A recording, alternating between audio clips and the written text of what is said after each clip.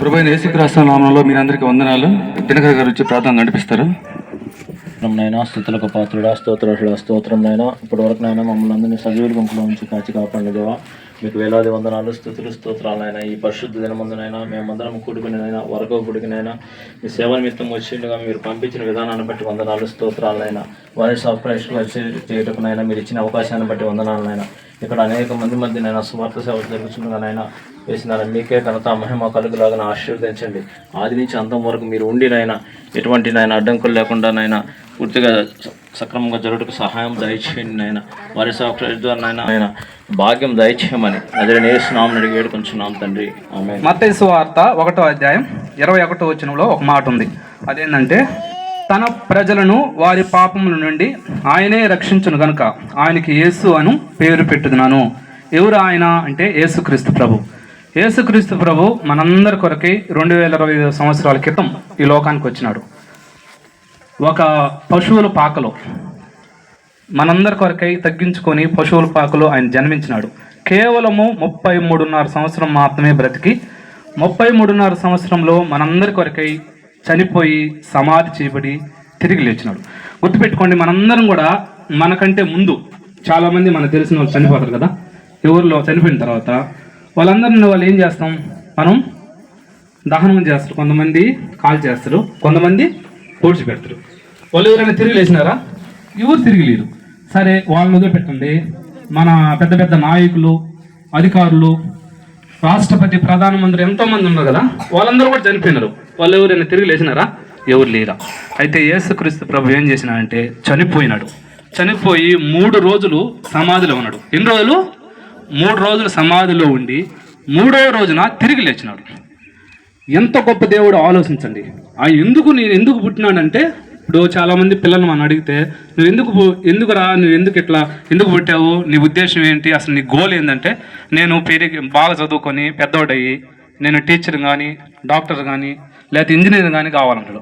యేసుక్రీస్తు ప్రభు ఎందుకు పుట్టినాడంటే తన ప్రజలను వారి పాపం నుండి ఆయనే రక్షించడానికి, మనందరం వాళ్ళ ప్రజలు ఈ లోకంలో ఉండే వాళ్ళందరూ రక్షించడానికి ఆయన పుట్టినాడు. నీ కొరకై నా కొరకై ఈ లోకంలో తగ్గించుకొని పశువుల పాకలో పుట్టినాడు. ఆయన పుట్టుటకు ద్వారా, ఆయన జీవితం ద్వారా, ఆయన మరణం ద్వారా నీకు రక్షణ ఇవ్వటానికి. రక్షణ అంటే మనం ఎన్నో మైళ్ళు దూరం, ఎన్నో లక్షలు కోట్లు ఖర్చు పెట్టుకోవాల్సిన అవసరం లేదు. సూక్ష్మంలో మోక్షం. బైబిల్ ఏమందంటే, నీ నోటితో నువ్వు ప్రభువా నేను పాపిని, నేను దుర్మార్గుణ్ణి, చెడ్డ పనులు, చెడ్డ వైఖరి, చెడ్డ జీవితం నాది, అయితే ప్రభువా నన్ను రక్షించడానికి నువ్వు పుట్టినట్టు కదా, నా కొరకై నన్ను క్షమించు, నీ శిలువ రక్త దారులతో నన్ను కడుగంటే దేవుడు రక్షణ ఇస్తాడు. ఏం కులం కోసం, ఏ ఒక్కరి కోసం ఆయన రాలా, అందరి కోసం వచ్చినాడు. యేసుక్రీస్తు ప్రభు అందరికీ ప్రభు, ఏ వర్గానికి చెందినవాడు కాదు, అందరి కోసం, మనందరి కోసం యేసుక్రీస్తు ప్రభు వచ్చినాడు. కాబట్టి మీకోసం, మా అందరి కోసం వచ్చినాడు. మనందరం చేయాల్సింది ఏం చేయాలంటే ఆ ప్రభువుని విశ్వసించాలి. వచ్చి నేను ఇంతవరకు కూడా ఇంతకుముందు ఒక 3 సంవత్సరాల క్రితం కూడా నేను హిందూనే, మీ మాదిరిగానే ఇక్కడ ఉన్నారు కొంతమంది. కానీ యేసు ప్రభు ఎంత గొప్పడంటే, మన పాపాలు క్షమించబడాలంటే మనం మేకనో గొర్రెనో ఏదైనా బలిస్తాం మామూలుగా యాక్చువల్గా అయితే. అలాంటిది నీకోసం నిన్నే సంపూర్ణమైన మానవుడిగా దేవుడు చూడాలన్న ఉద్దేశంతో దేవుడు తన ప్రాణాన్ని అర్పించాడు. ఈ ఒక్క మాట తెలంతే. ఈడ చదువు వచ్చిన వాళ్ళు ఉండొచ్చు, ఉండకపోవచ్చు, చదవడం రాని కూడా ఉండొచ్చు. మీ అందరికీ చెప్పేది ఏంటంటే, నేను బైబిల్ కూడా మనం చదవాలి. నిజంగా మనస్ఫూర్తిగా దేవుని అంగీకరించి మంచి మనసుతో మనం కానీ ఉన్నట్లయితే దేవుడు మనందరికీ సాయం చేస్తాడమ్మా. నిజంగా హల్లెలూయా. నేను ఆడ కూర్చొని ఒకటి ఆలోచించా.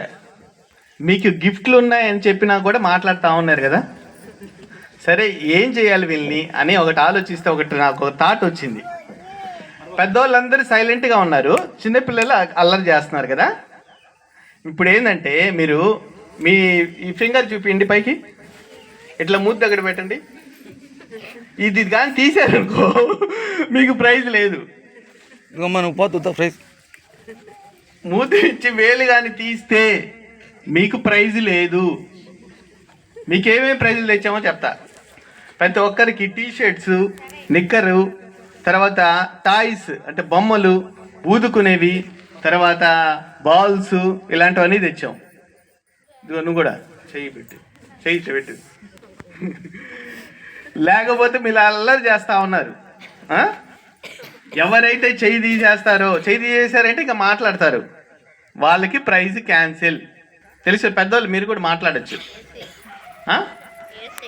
అది యేసయ్య అని చెప్పాడు. దేవుడే చెప్పాడు. బైబిల్లో ఏం చెప్పిందంటే, నా కోసం నువ్వేం చేయలేవు, వేలాది కొలది పొట్టేళ్ళు తీసుకొని వస్తే నేను సంతోషించను. మామూలుగా పొట్టేళ్ళ ధర ఎంత ఉంటుందమ్మా? 10,000, 15,000, 20,000 కూడా ఉంటుంది. వేలాది కొలది పొట్టేళ్ళు అంటే లక్షలు అయిపోతాయి. సరే, నా దగ్గర లక్షలు ఉన్నాయి, తీసుకొని వచ్చి దేవుని సంతోష పెట్టగలను. ఒకవేళ దేవుడు కోరుకో ఉంటే, అయ్యా నాకు పొట్టేళ్ళు ఇష్టం, అది కూడా 1, 2 కాదు, 1000 కావాలంటే, ఒకవేళ నా దగ్గర లక్షలు ఉన్నాయనుకో, లక్షలు కోట్లు తీసుకొని వచ్చి దేవుడికి ఇచ్చేస్తా. అమ్మాయ్యా, దేవుడిని సంతోష పెట్టేశాను కాబట్టి నన్ను కూడా సంతోష పెడతాడా అని. కానీ దేవుడు ఏమంటున్నాడంటే, దానికి సంతోషపడను. ఇప్పుడు పేదోడు చేయలేడు కదా, మాట్లాడుతున్నారు, 1000 ఎవరో తీశారు, పేదోడు చేయలేడు కదా, అందుకని దేవుడు అది కోరుకోవాలా. పొట్టేళ్ళు ఇవ్వబల్లా, సరే ఇంకేమి ఇవ్వాలా? కూరగాయలు ఇవ్వచ్చా? నీ కూరగాయలు కూడా నాకు అవసరం లేదన్నాడు. వేలాది పొట్టేళ్ళు వద్దు, వేలాది నదులంతా విస్తార తైలం వద్దు, నా జ్యేష్ఠ పుత్రుడిని ఇస్తానా? నాకు పుట్టిన బిడ్డ, మొదటి బిడ్డ ఉంటలా, మొదటి బిడ్డ నీకు ఇచ్చేస్తానంటే అది కూడా వద్దు అంటున్నాడు. సరే నీకేం కావాలయ్యా? నిన్ను ఏ విధంగా సంతోష పెట్టగలం? ఇప్పుడు మన ఇంటికి ఎవరైనా వస్తే ఏం చేస్తాము? నీళ్ళు ఇస్తాం, మనకు కలిగిందే నీళ్ళు ఇస్తాము. లేకపోతే లేకపోతే జాంకాయ చెట్టు ఉన్నది అనుకో, జాంకాయలు కోసుకొని ఇస్తాం, తినండి అయ్యా. ఇప్పుడు దేవుడికి ఇవ్వాలి, మనం ఏమి ఇవ్వాలా? నీ పొట్టేళ్ళు వద్దు, నదులంత విస్తార తైలం వద్దు, నీ జ్యేష్ఠ పుత్రుడు వద్దు, ఏం కావాలని అడిగాడంటే దేవుడు, మనం అందరం వేయచ్చు, పేదోళ్ళు కూడా ఇవ్వచ్చు. అదేంటంటే న్యాయంగా నడుచుకున్నటయు, అంటే మోసం చేయకూడదు, ఎవరిని పక్కన వాళ్ళని మోసం చేయకూడదు, న్యాయంగా నడుచుకో అంటున్నాడు. ఒకటి. రెండోది వచ్చి కనికరమును ప్రేమించుటయు, అంటే కానీ ఇప్పుడు టెంకాయలు ఎత్తుకోపోయి కొట్టాము, ఎవరికైనా ఉపయోగమా? పాలు ఎత్తుకోపోయి పోసాము, 10 లీటర్ల పాలు, ఎవరికైనా ఉపయోగమా? అదే పాలు పిల్లలకి ఇస్తే బలం వస్తుంది, మంచి ప్రోటీన్ వస్తుంది. అట్లా దేవుడు కోరుకుంటా ఉన్నాడు.